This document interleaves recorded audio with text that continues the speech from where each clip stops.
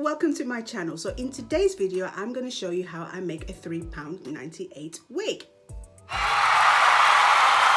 That's right, £3.98. That's all it cost me to make this wig, and I'm going to show you step by step how I did it. But first guys, this is the hair. I'm just going to give you a rundown of this hair.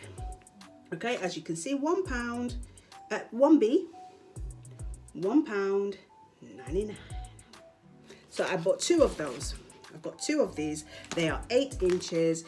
It is 100% human hair, but it says ultra premium quality. So that is a blend quality. So it could be a blend of, say, 30% human hair, 70% synthetic, something like that. That's just a ballpark figure. So the hair is 8 inches long. I'm going to show you what it looks like.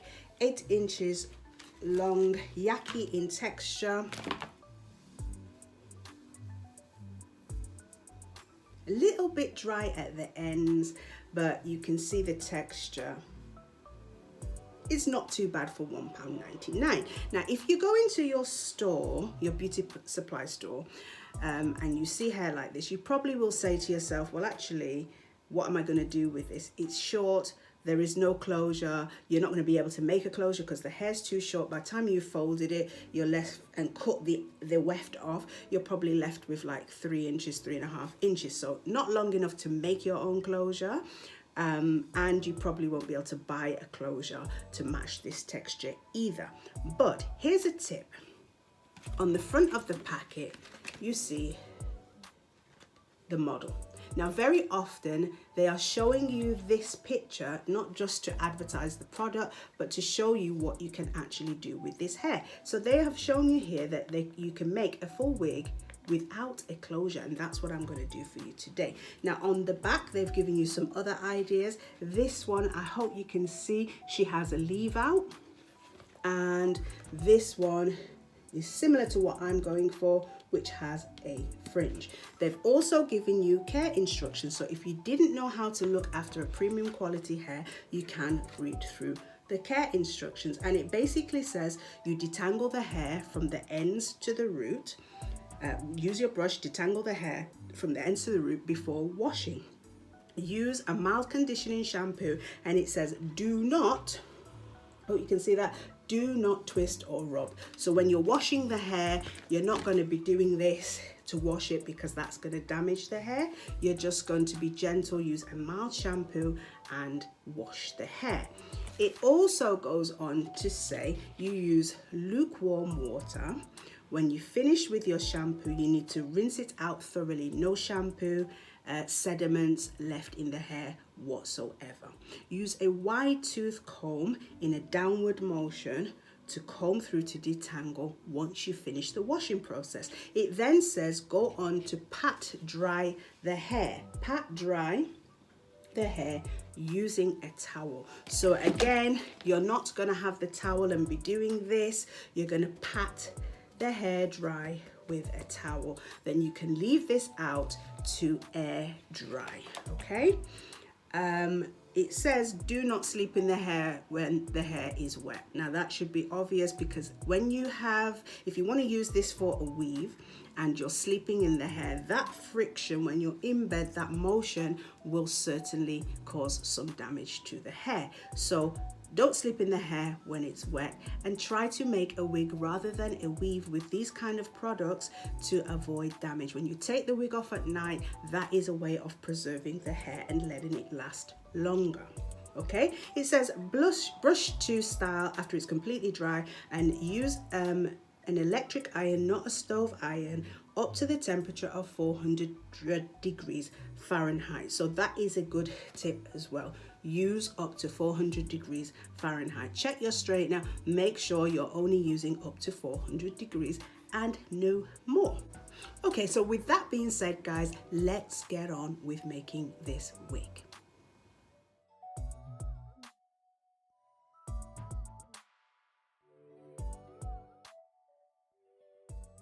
So to start, I'm just adding the wefts row by row, going from one side of the wig cap to the other until I get up to the ears. When I get to the ear tabs, I'm going to add the wig clips first before doing any more sewing of the wefts.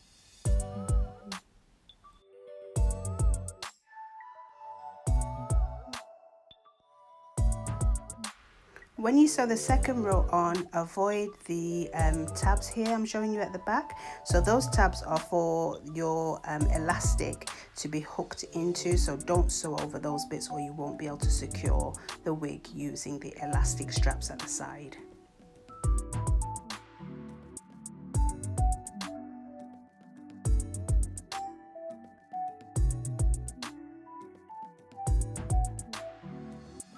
So when you want to sew the wig clips in place on the sides, just start your machine so the needle is going up and down, and this way it avoids the needle breaking on the metal of the wig clip. So you see that my machine stopped because it actually touched the metal on the wig clip.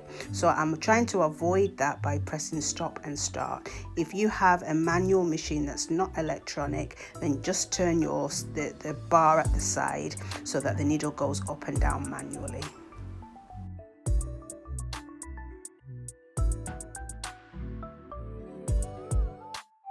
Okay, so now that I'm at the top, the center part of the wig, I just want to go round and round and round in a circle and leave myself with a small tiny hole that I'm going to finish off.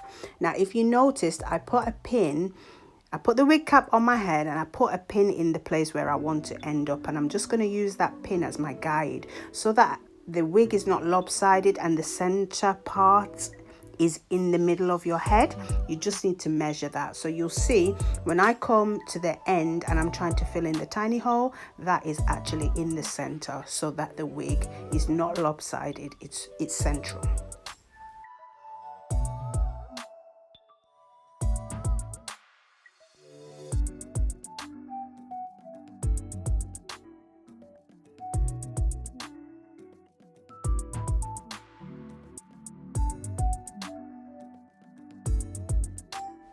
Now again, I'm using the stop start on my machine because if you're sewing in a circle, you can't just sew round continuously like that. You have to lift your presser foot up, and you have to turn the wig cap at the same time. So you can see what I'm doing roughly. I have to stop and start when I want to turn the wig around. Keep your needle in, but just lift your presser foot up so that you can turn the wig underneath.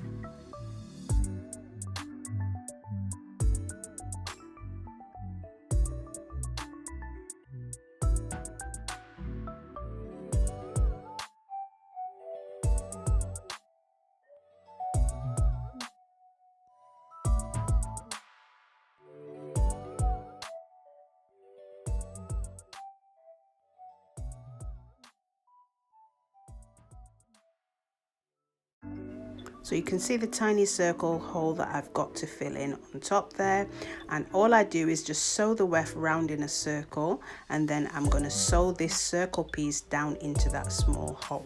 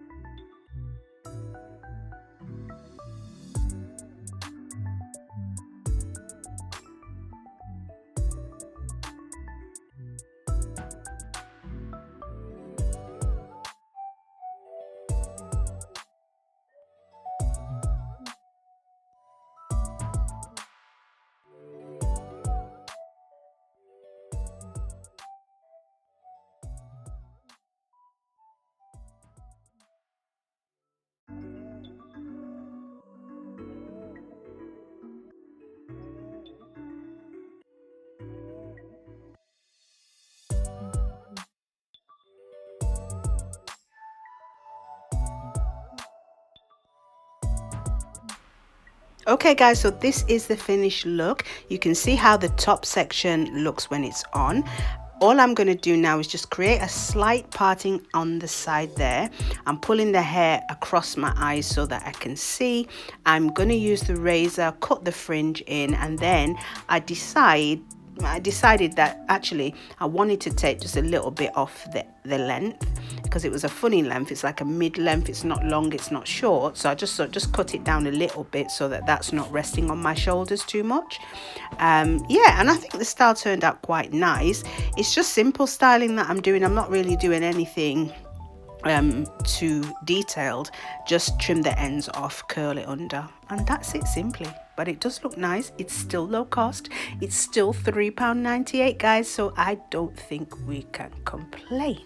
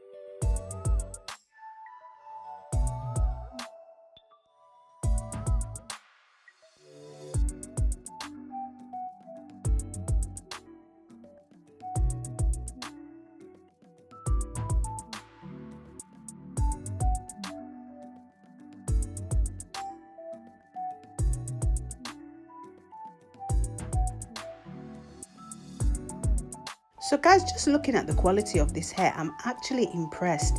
For £1.99, I think the hair quality is good. The texture, when you feel the hair, isn't bad either. It's not virgin hair, it's not even 100% human hair. It's just a blend quality, but it's actually like a premium blend. It's really, really nice. So for £3.98, I don't think you can go wrong. Always guys, I'm going to tell you, always look out for bargains when you go to the hair shop. You never know what you can find in there. They have boxes at the back of the store. They can be like a little treasure chest, guys. As long as you know how to create styles, find whatever you want in there as cheap as possible, make a wig. These are very good low cost ideas for resale. Once you've made a wig for £3.98, you could sell it for £25, make a great profit.